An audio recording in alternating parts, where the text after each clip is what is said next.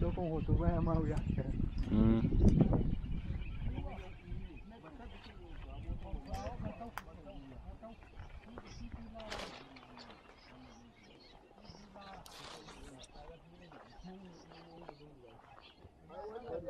Wannan daga nan yamma na gari ya kai abin da muka kai yanke mota. Ka je fili ya kai wajen mota. Wancan ba itatuwa. Can ba itatuwa. Nan ne mun zo bakin sa wannan. Kamar ruwan nan da dan wata. Yana jin yana jima. Don yanzu abu wata uku ne.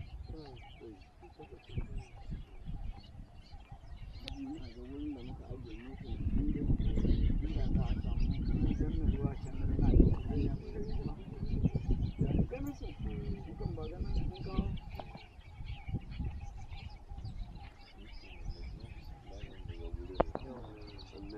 sai dai ruwan kasan da ke yi amma kamar gurin guri ne ruwan kasan ne kan guda kuma zai ɗau su ma da duk mutanen gari